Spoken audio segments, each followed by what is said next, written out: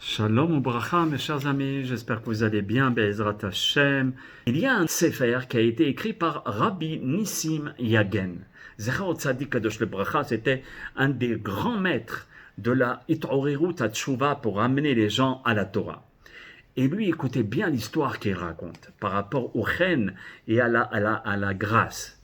Il raconte l'histoire d'un Ben Israël qui, durant malheureusement les terribles années de la Shoah, s'efforçait toujours, écoutez bien, de réjouir ses frères éprouvés. Lui aussi, il était éprouvé, mais il pensait plus aux autres et il voulait absolument les rendre heureux, en utilisant chaque minute de libre pour encourager et dire un gentil mot à l'un, à l'autre une blague, une autre, une belle parole, etc. Il passait son temps à encourager ses frères. C'était incroyable. Quand il œuvrait de cette manière, les nazis ont remarqué, il était dans le ghetto, et il fut attrapé par un des nazis, que leur souvenir soit effacé. Et il lui hurla devant tout le monde, il lui dit, écoute-moi bien. Et pourquoi il a fait ça? Parce qu'il voulait se servir de lui en exemple.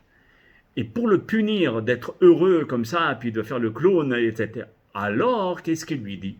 Il lui ordonna devant tous les nombreux bénis Israël qui étaient présents de creuser un trou et qui lui servirait de tombe. Je vois aller, tu te rends compte? C'est fou, c'est dur. Ce juif, il a refusé de s'attrister. C'est dit négatif. Je ne veux pas tomber dans le piège de cet animal à deux pattes. Il fallait à tout prix tenir, il s'est dit. Et vous savez ce que notre Ben Israël a fait? Eh bien, pour ne pas que les autres Ben Israël soient découragés, eh bien, il a commencé à chanter et à danser au moment où il était en train de creuser le trou. Ouah, les nazis, Mahshema, ne savaient que faire. Il s'est dit, mais tu te rends compte, on voulait l'abaisser, le casser, le briser, et on n'a pas réussi. Ils se sont dit, lui, nous on voulait en effet, il a complètement agi à l'opposé.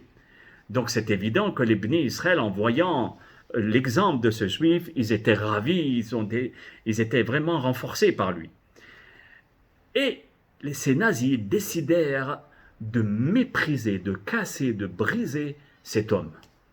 Et c'est pour cela que lui ordonnèrent de se déshabiller entièrement devant tout le monde. Très bien, il n'y a pas de problème. Ce juif, eh bien, il s'exécuta, mais il garda son talit katan. Et encore une fois, l'une des bêtes à deux pattes, d'accord, il hurla, ce nazi, il a hurlé, et il lui dit, je t'ai dit de te déshabiller entièrement, enlève-moi tout de suite cet habit. C'est là où notre Ben Israël est dit, négatif. C'est sûr qu'il aurait ramassé une balle dans la tête tout de suite. Akadosh Baruch Hu, il l'a protégé. Et il a dit aux nazis, je n'enlèverai jamais ce vêtement. C'est lui, c'est ce vêtement qui me relie avec mon Créateur. Il faudra me tuer pour me l'enlever. Les nazis, en voyant ça, ils ne savaient pas quoi faire. Donc là-bas, il y avait le chef des nazis. Tout le monde se retourne vers le chef, et lui, le chef, il convoque notre Ben Israël. Il lui dit, viens avec moi, toi. Il l'amène dans son bureau, ils se sont dit, voilà, qu'est-ce qu'il va faire, etc. Qu'est-ce qu'il va avoir pour notre Ben Israël? Et le chef nazi lui dit, écoute-moi bien, je n'ai jamais vu un homme comme toi. Tu es particulier et tu as une ténacité qui m'a plu. Tu es incroyable. Il lui passa un visa qui lui permit de rejoindre un pays neutre. Et ensuite, notre Ben Israël, qui a eu le mérite de raconter cette histoire, a eu le mérite de monter en Eretz Israël. Regardez, mes chers amis, l'authenticité de cet homme lui a permis de trouver grâce aux yeux de ce monstre nazi et du chef nazi, et il lui a sauvé la vie.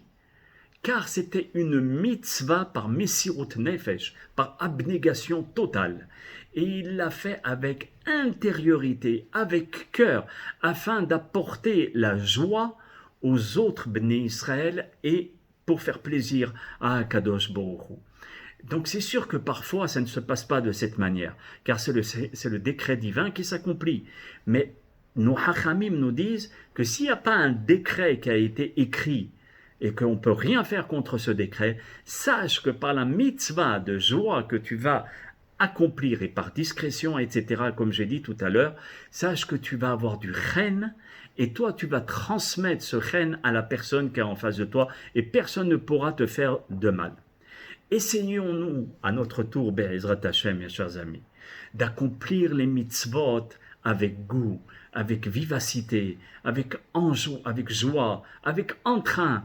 Et ça, c'est très très important. Pourquoi? Parce que la Shrina, la présence divine, la gloire divine, alors c'est grâce à ça qu'elle rayonne sur nos visages. Ça veut dire comme s'il y avait une symbiose, une fusion entre nous et la Shrina. C'est la présence divine. C'est incroyable. Donc on gagne quand on fait les mitzvot avec simcha, avec enthousiasme et non pas nonchalance. À très bientôt mes chers amis. J'espère vous retrouver dans d'autres cours Be'ezrat Hashem, B'siyata Dishmaya. À très très très bientôt.